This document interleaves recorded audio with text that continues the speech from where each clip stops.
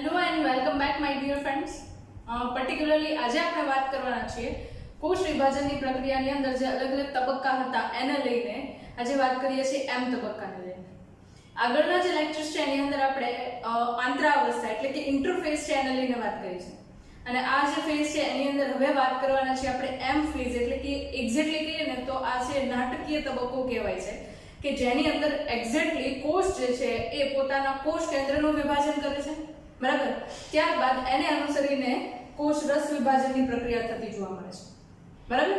તો મુખ્યત્વે જ્યારે એક કોષ છે અને બે કોષમાં વિભાજિત કરવો છે ત્યારે મનુષ્યનો કોષ લઈએ તો 24 કલાકનો સમય લાગે છે, જેની અંદર કોષ ચક્ર આખે કમ્પ્લીટ થાય છે. કોષ ચક્રની અંદર અલગ અલગ અવસ્થાઓ જોઈ ગયા આપણે, G1, S, G2, M અને સાયટોકાઇનેસિસ એટલે કે કોષ રસ વિભાજન. આટલા અલગ અલગ તબક્કાઓ છે ઓલરેડી આપણે જોઈ ચૂક્યા છે, રાઈટ. હવે એને લઈને જ્યારે આગળ વાત કરીએ છીએ ત્યારે એમાં હવે આજે આપણે વાત કરવાના છીએ એમ તબક્કા માટે એની અંદર કઈ કઈ પ્રક્રિયાઓ થાય છે, બરાબર. હવે એમ તબક્કો છે ને એ અલગ અલગ પ્રકારનો હોઈ શકે. ફોર એક્ઝામ્પલ, પ્રજનન કોષો છે તો એમની અંદર અર્ધીકરણની પ્રક્રિયા થાય છે, જ્યારે સામાન્ય રીતે દૈહિક કોષો છે એમની અંદર સમવિભાજનની પ્રક્રિયા થાય છે. મનુષ્યની અંદર કે પ્રાણીઓની અંદર સામાન્ય રીતે વાત કરીએ જ્યારે વનસ્પતિ છે એમની અંદર પ્રજનન કોષોમાં તેમજ દૈહિક કોષોમાં અર્ધીકરણ અને સમવિભાજન બંને જોવા મળે છે, જે આપણે ચેપ્ટર નંબર 3 ની અંદર એકાંતર જનનની પ્રક્રિયા છે એની અંદર જોઈ ચૂક્યા છે, બરાબર. તો એ જે છે એ તમને ખ્યાલ ક્લિયર કરે છે કે અર્ધીકરણ અને સમવિભાજન શું છે. તો કોષ છે કયા પ્રકારનો છે, એનો ફ્યુચરમાં કામ શું છે, એના આધારે એ વિભાજનની અંદરથી પસાર થતો હોય છે. જો મનુષ્યના પ્રજનન કોષ માટે વાત કરીએ તો મોટા ભાગે અર્ધીકરણની પ્રક્રિયામાંથી પસાર થશે. જો આપણા દૈહિક કોષો એટલે કે ત્વચાનો કોષ છે, આંખનો કોષ છે, જીભનો કોષ છે, મોઢાનો કોષ છે, આ કોષ જોઈએ તો એ કોષો છે એ સમવિભાજન પ્રકારે વિભાજિત થશે કારણ કે એ દૈહિક કોષો છે, બરાબર. હવે ત્યારના આપણે વાત કરીએ છીએ સમવિભાજન અને અર્ધીકરણ. તો અહીંયા આગળ તમને હેડિંગ આપ્યું છે સમવિભાજન, માઇટોસિસ, બરાબર. તો એને કેમ સમવિભાજન કહેવાય છે? તો કે અહીંયા આગળ તમે જુઓ તો ધારો કે આ પિતૃકોષ છે, બરાબર, એટલે કે માતૃકોષ છે કે જેની અંદરથી બે કોષો છે ભવિષ્યની અંદર નિર્માણ પામવાના છે, બરાબર. તો આ પિતૃકોષ જે છે એની અંદરથી જે બાળ કોષો બને છે એ બંનેની અંદર રંગસૂત્રની સંખ્યા સમાન હોય. ફોર એક્ઝામ્પલ, મનુષ્યનો કોષ હોય તો એની અંદર 46 રંગસૂત્ર હોય, તો આની અંદર પણ 46 રંગસૂત્ર હશે અને આની અંદર પણ 46 રંગસૂત્રો હશે. તો જ્યારે આવા પ્રકારે રંગસૂત્રો છે સમાન રીતે વહેંચણી ધરાવતા હોય ત્યારે એવા પ્રકારનું વિભાજન છે એને શું કહીશું આપણે? સમવિભાજન, બરાબર. નામ છે એ જ આપણને સજેસ્ટ કરે છે કે સમાન રીતે વિભાજિત થવું. કોણ? રંગસૂત્રો, બરાબર. તો એ જે છે એને સમવિભાજન કહીએ છીએ. ઓકે. હવે જ્યારે એમ તબક્કો જોઈએ છે ત્યારે એની અંદર આપણે બે સિસ્ટમના વર્ડ્સ જોઈ ચૂક્યા છે. એકને આપણે કહેતા હતા કેરિયોકાઇનેસિસ અને બીજાને કહેતા હતા સાયટોકાઇનેસિસ. તો સૌથી પહેલા અહીંયા આગળ શું જોઈએ છે આપણે? તો કે અહીંયા આગળ આપણે જોઈએ છીએ પહેલા કેરિયોકાઇનેસિસ. કઈ પ્રક્રિયા છે આ? તો કે કોષ કેન્દ્ર વિભાજનની પ્રક્રિયા. કોષ કેન્દ્ર વિભાજન. કોષ કેન્દ્ર વિભાજન એટલે ઇંગ્લિશમાં કહીએ એને કેરિયોકાઇનેસિસ. ઓકે, આઈડિયા આવી ગયો છે? અહીંયા આગળ આપણે વાત કરવાના છે કોષ કેન્દ્ર વિભાજન, બરાબર. હવે જનરલી જોઈએ તો કોષની અંદર શું હોય? તો કે ધારો કે કોઈ એક કોષ છે, બરાબર, જેની અંદર આપણને આ કોષ કેન્દ્ર જોવા મળે છે, કોષ કેન્દ્ર પટલ જોવા મળે છે, એની અંદર આપણને એનું આ જનનિક દ્રવ્ય જોવા મળે છે, રાઈટ. અને એના પછી અહીંયા આગળ જોઈએ તો અલગ અલગ પ્રકારની અંગિકાઓ છે, ગોલ્ગી છે, કણાભસૂત્ર છે, અંતઃકોષરસ ઝાડ છે, પ્રાણી કોષ હોય તો તારા કેન્દ્ર છે અને કોષરસ છે. આટલી વસ્તુઓ જે છે એ પ્રાણી કોષની અંદર હાજર છે. જો વનસ્પતિ કોષ હોય તો એ પ્રમાણે હશે, પ્રાણી કોષ હોય તો એ પ્રમાણે હશે, રાઈટ. ઓકે. હવે એને લઈને આગળ વાત કરીએ તો અહીં આગળ જ્યારે પહેલીવાર કોષ કેન્દ્ર વિભાજનની પ્રક્રિયા ચાલુ થાય છે ત્યારે પહેલી પ્રક્રિયા જે છે કોષ વિભાજન, બરાબર, એને અલગ અલગ આપણે 4 તબક્કાની અંદર વિભાજિત કરીએ છીએ, બરાબર. અને અલગ અલગ 4 તબક્કા એટલે કયા કયા? તો કે આપણી સરળતા ખાતર આપણે શું કરીએ છીએ તો કે સમવિભાજન છે ને અલગ અલગ 4 તબક્કાની અંદર આપણે વિભાજિત કરીએ છીએ, બરાબર. પહેલું છે એને કહેવાય છે પૂર્વાવસ્થા એટલે કે પ્રોફેઝ, બીજું છે એને કહેવાય છે ભાજનાવસ્થા, મેટાફેઝ અથવા એને કહેવાય છે મધ્ય અવસ્થા, એના પછી ત્રીજું છે એને કહીએ છીએ આપણે ભાજનોત્તરાવ અવસ્થા બરાબર, અને ઇંગ્લિશમાં કહેવાય છે એને એનાફેઝ. ચોથી જે છે એને કહીએ છે ભજનાંતિમ અવસ્થા, અને એને અંત્ય અવસ્થા પણ કહેવાય છે. ઇંગ્લિશમાં એને કહીએ છીએ આપણે ટીલોફેઝ. બરાબર, ફરીથી એકવાર નામ યાદ કરી લઈએ, કારણ કે આ નામ જે છે કદાચ તમે પહેલી વાર સાંભળતા હોય એવું પણ બને. મારી સાથે રિપીટ કરવાની ટ્રાય કરજો, જેનાથી તમને લોકોને ઝડપથી યાદ રહે છે. રાઈટ, પહેલું છે એને શું કહીશું આપણે? પૂર્વ અવસ્થા એટલે કે પ્રોફેઝ. ઇંગ્લિશમાં એને કહીશું પ્રોફેઝ. બીજું છે એને કહીશું ભાજના અવસ્થા એટલે કે મેટાફેઝ, અને અથવા તો એને કહેવાય છે મધ્ય અવસ્થા. ત્રીજું છે એને કહેવાય છે ભાજનોત્તર અવસ્થા, એનાફેઝ, અથવા તો એને કહેવાય છે પશ્ચાત અવસ્થા. ચોથું છે એને કહીએ છે ભાજનાંતિમ અવસ્થા, બરાબર, અંતિમ અવસ્થા, ટીલોફેઝ, એને અંત્ય અવસ્થા તરીકે પણ ઓળખવામાં આવે છે. બરાબર, તો આ અલગ અલગ તબક્કા છે જેની અંદર આપણે કોષ કેન્દ્ર વિભાજન છે, કેરિયોકાઇનેસિસ છે, એને સરળતાથી સમજવા માટે ડિવાઈડ કરીએ છીએ. બરાબર, બાકી કોષ છે એ સળંગ પ્રક્રિયામાંથી પસાર થાય છે. લગભગ 1 કલાક કરતા પણ ઓછા સમયની અંદર આ કોષ કેન્દ્રનું વિભાજનની પ્રક્રિયા છે, કોષ કેન્દ્રના વિભાજનની પ્રક્રિયા એ પૂરી થઈ જતી હોય છે.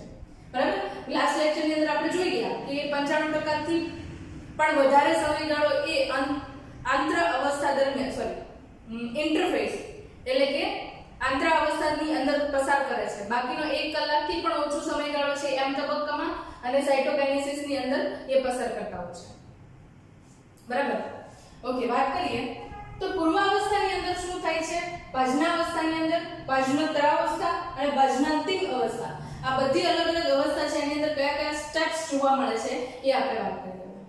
સૌથી પહેલા જ્યારે પૂર્વાવસ્થાની શરૂઆત થાય છે ત્યારે કોષ જુઓ તમે તો સાઈઝની અંદર મોટો થઈ ગયો હશે. બરાબર, આ તમને એઝ અ રિપ્રેઝેન્ટેટિવ એક્ઝામ્પલ આપ્યું છે, નાનો દોરેલો છે, પણ એ સાઈઝની અંદર એક્ચ્યુઅલીમાં S તબક્કામાંથી G2 તબક્કામાંથી G1 તબક્કામાંથી પસાર થઈ જાય એટલે સાઈઝની અંદર ઘણો મોટો થઈ ગયો છે. રાઈટ, અને એ કોષની અંદર જ્યારે પૂર્વાવસ્થાની શરૂઆત થાય છે અને અંત સુધી જેમ જેમ આપણે પહોંચતા જઈએ એમ સૌથી પહેલા તો અહીંયા આગળ જે કોષ કેન્દ્ર પટલ છે એ વિઘટિત થવા માંડશે. બરાબર, આ કોષ કેન્દ્ર પટલ છે એ વિઘટિત થવા માંડશે. બીજી વસ્તુ અહીંયા શું થાય છે તો કે આ જે જનીનિક દ્રવ્ય હતું, દ્રવ્ય કેમ કહેતા હતા? કારણ કે એનો કોઈ નિશ્ચિત આકાર નથી. શું છે એક્ચ્યુઅલીમાં? તો કે એ છે ડીએનએ. બરાબર, ડીઓક્સીરિબોન્યુક્લિક એસિડ, અને ઉપરાંત એની અંદર ઘણા બધા આરએનએ પણ હોય, ઘણા બધા પ્રોટીન્સ પણ હોય, હિસ્ટોન અને non histone. Chapter number 8 nucleus કોષ કેન્દ્રને યાદ કરો એટલે તમને યાદ આવશે. રાઈટ, તો એની અંદર તમે જુઓ તો અહીંયા આગળ જનીનિક દ્રવ્ય જે છે ધીરે ધીરે કરતા પુનઃગઠિત થવા મળશે. શું કામ પુનઃગઠિત થાય છે? તો કે એમને રંગસૂત્રની અંદર રૂપાંતરિત થવાનું છે. હવે એક પ્રશ્ન થાય કે રંગસૂત્રની અંદર રૂપાંતરિત થવાની શું કામ જરૂર છે ડીએનએ? એની પાછળનું કારણ શું? સિમ્પલ એક એક્ઝામ્પલ આપું તમને કે અહીંયા આગળ જો કોષને દ્રવ્ય સ્વરૂપે કોઈ પણ વસ્તુ છે એને વિભાજિત કરવી છે અને સીધે સીધા બે ભાગ પાડી દેવામાં આવે તો શક્યતા ઓછી છે કે બે કોષોની અંદર સમાન રીતે વહેંચણી થાય. બરાબર, ફોર એક્ઝામ્પલ મારી પાસે 5 કિલો ટમેટા છે, એને મારે બે સરખા ભાગની અંદર એક પણ પ્રકારની મિસ્ટેક વગર વહેંચણી કરવી છે તો વજન કાંટા વગર, કોઈ પણ મેઝરમેન્ટ વગર it is possible? Not possible. એ કોઈ દિવસ શક્ય ન બની શકે. બરાબર, તો એના માટે મારે શું કરવું પડે? તો કે વેઇટ મશીન જોઈએ, વજન કાંટો જોઈએ.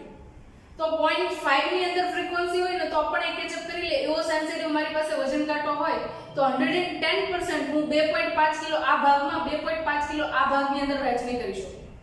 સેમ એ જ રીતે જેટલા પણ કોષો અહીંયા આગળ બને છે બધાની અંદર સમાન સંખ્યામાં જનીનિક દ્રવ્ય જવું જોઈએ, કારણ કે એ જનીનિક દ્રવ્ય છે એ કોઈ પણ સજીવની અંદર જનીનોની સંખ્યા ઉપર આધાર રાખે છે. ધારો કે આ કોષની અંદર વાળ માટેનું જનીન નથી તો અને એ આપણા માથામાં જ હાજર છે તો વાળ નહીં ઉગે, ડેવલપમેન્ટ નહીં થાય. રાઈટ, તો મારો કહેવાનો મતલબ એવો છે કે બધા જ કોષોની અંદર સમાન રીતે જનીનિક દ્રવ્ય જવું જોઈએ. જો જનીનિક દ્રવ્ય સમાન રીતે નહીં જાય તો અહીંયા આગળ વિકૃતિ આવશે, જે તમે સ્ટાન્ડર્ડ 12 ચેપ્ટર નંબર 6 અને 5 ની અંદર જોશો. બરાબર, ત્યારે આપણે ડિટેલમાં ચર્ચા કરશું.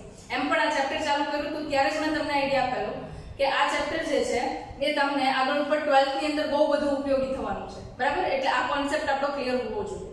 રાઈટ, ઓકે, તો અહીંયા આગળ જનીનિક દ્રવ્ય છે એ 4C છે અને રંગસૂત્રો છે એ કેવા પ્રકારે બનશે? તો કે હવે જે આ દ્રવ્ય સ્વરૂપે હતા એના બદલે રંગસૂત્રો જે છે એ આવા સ્વરૂપની અંદર ગોઠવાઈ ચૂક્યા હશે.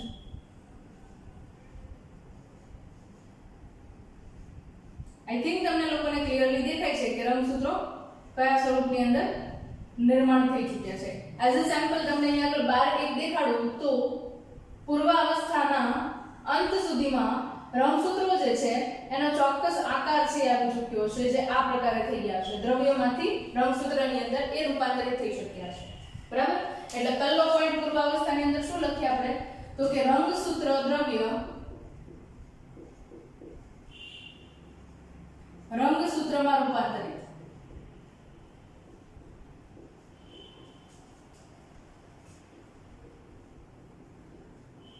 બરાબર. આ પહેલો પોઈન્ટ કહી શકીએ આપણે. બીજી વસ્તુ, કોનું વિઘટન શરૂ થઈ ગયું, તો કે કોષ કેન્દ્ર પટલ જે છે એ ધીરે ધીરે કરતા વિઘટિત થઈ ચૂક્યો છે, બરાબર. કોષ કેન્દ્ર પટલ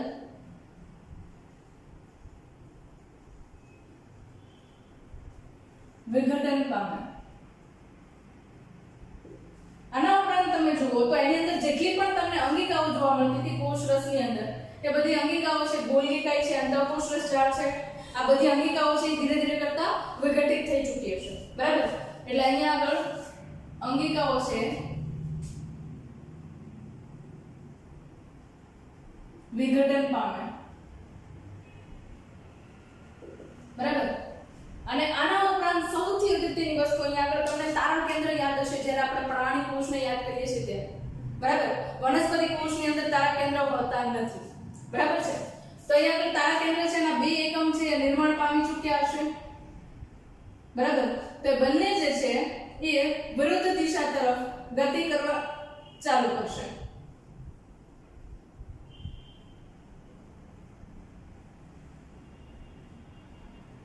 બરાબર. અહીંયા આગળ ધારો કે એની પોઝિશન છે, તો આ છે આ તરફ ગતિ કરશે અને આ છે એ આ તરફ ગતિ કરશે, બરાબર.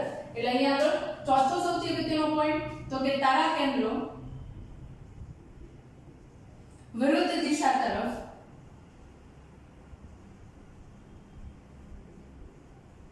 ગતિ કરે, બરાબર. જ્યારે પૂર્વાવસ્થાના અંતની અંદર જુઓ તમે, બરાબર, ત્યારે આ 3-4 પોઈન્ટ્સ જે છે એ તમારા એકદમ ક્લિયર હશે અને ત્યાં આગળ પૂર્વાવસ્થા છે એનો અંત આવી જશે, બરાબર. કયા કયા પોઈન્ટ્સ, તો કે રંગસૂત્ર દ્રવ્ય હતું, બરાબર, એ હવે શેમાં રૂપાંતરિત થઈ ગયું, તો કે એ જે છે એ રંગસૂત્રની અંદર રૂપાંતરિત થઈ ચૂક્યું છે. કોષ કેન્દ્ર પટલ છે વિઘટન પામે છે, અંગિકાઓ વિઘટન પામે છે, તારા કેન્દ્ર છે વિરુદ્ધ ધ્રુવ તરફ ગતિ કરે છે, ક્લિયર, રાઈટ. એના પછી જ્યારે આપણે બાજનાવસ્થાની અંદર પહોંચીએ છીએ, મેટાફેઝ મધ્યાવસ્થા છે એની અંદર જોઈએ, તો રંગસૂત્રો જે છે એ શું કરશે, તો કે વચ્ચેની તરફ મુખ્યત્વે જે મધ્યાવસ્થા પટ્ટિકા છે, વિષુવવૃત્તીય ધ્રુવ કહીએ આપણે, તેના ઉપર બધા જ રંગસૂત્રો છે એ ગોઠવાઈ ચૂક્યા હશે, બરાબર. હવે રંગસૂત્રની સંરચના જુઓ તો આ ભાગ છે એને શું કહીએ આપણે, સેન્ટ્રોમિયર કહીએ, બરાબર. શું કહીએ એને આપણે, સેન્ટ્રોમિયર. ઓકે. હવે સેન્ટ્રોમિયર છે એને જ ખાલી હું ઝૂમ કરું છું, બરાબર. તો સેન્ટ્રોમિયર છે એને જ્યારે હું ઝૂમ કરું, બરાબર, ત્યારે એની અંદર તમે લાસ્ટ લેક્ચરની અંદર આ ચેપ્ટર નંબર 8 માં જોઈ ગયા કે એની ઉપર ખીલ્લી જેવી કે સ્ક્રૂ જેવી સંરચનાઓ આવેલી હતી, જેને આપણે શું કહેતા હતા, કાઇનેટોકોર, બરાબર. તો આ કાઇનેટોકોર જે છે કે જે તમને રંગસૂત્ર છે એના સેન્ટ્રોમિયર ઉપર એક ખીલ્લી જેવી સંરચના સ્વરૂપે ગોઠવાયેલા જોવા મળે છે. એની સાથે તારા કેન્દ્ર જે છે, બરાબર, એ હવે ક્યાં આવી ગયા છે, તો કે બંને વિરુદ્ધ ધ્રુવની અંદર પોતાના પોઝિશન પર ગોઠવાઈ ચૂક્યા હશે, વિરુદ્ધ ધ્રુવ પર પોતાના પોઝિશન પર ગોઠવાઈ ચૂક્યા છે. ક્યાં, તો કે મધ્યાવસ્થાની અંદર, બરાબર. અને એમની અંદરથી એક પ્રકારના તંતુઓ નીકળે છે જેને આપણે કહીએ છીએ ત્રાક તંતુઓ. શું કહીશું એને આપણે, ત્રાક તંતુઓ, બરાબર. અને એ ત્રાક તંતુઓની મદદથી અહીંયા આગળ રંગસૂત્ર છે એના કાઇનેટોકોર છે એના બંને ધ્રુવો છે એ અલગ અલગ તરફથી તારા કેન્દ્રની મદદથી જોડાઈ જશે. અહીંયા તમે જોઈ શકો છો કે વિરુદ્ધ ધ્રુવ તરફથી અલગ અલગ દિશાના જે કાઇનેટોકોર છે એ ત્યાં આગળ જોડાઈ ચૂક્યા છે. આવું તમને આખા કોષની અંદર સંરચનામાં જોવા મળશે, બરાબર. તો બાજનાવસ્થાની અંદર શું લખી શકીએ, તો કે સૌથી પહેલું કહીએ તારા કેન્દ્ર વિરુદ્ધ ધ્રુવમાં સ્થાન લેશે,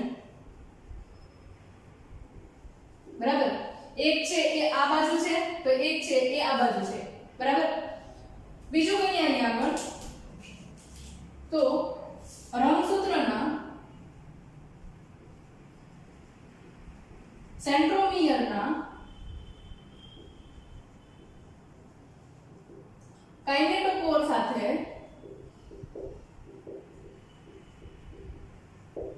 ખાસ એક સંરચના જેને કહેવાય મધ્યાવસ્થા પટ્ટિકા.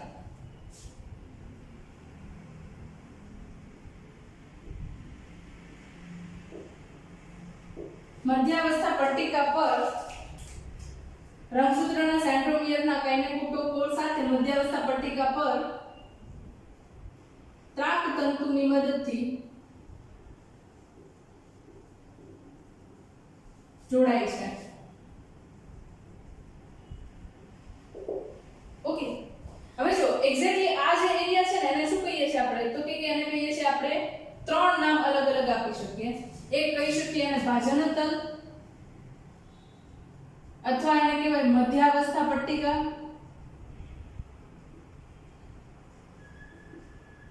અથવા એને કહેવાય વિષુવવૃત્તીય પ્રદેશ.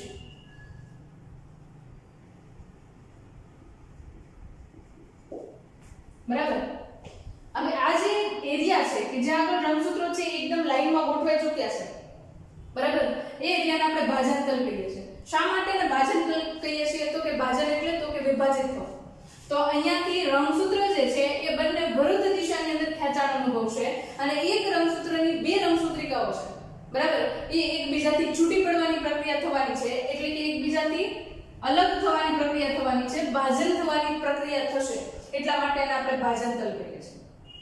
હવે એક વસ્તુ અહીંયા આગળ એ પણ જોઈએ કે રંગસૂત્ર જે છે એની અંદર આ બે સંરચનાઓ છે એમને એકબીજાના સિસ્ટર ક્રોમેટિડ કહેવાય, એટલે કે એકબીજાની સમજાત રંગસૂત્રિકાઓ કહેવાય. શું કહેવાય એને? સમજાત રંગસૂત્રિકાઓ. બરાબર. શું કહીશું એને?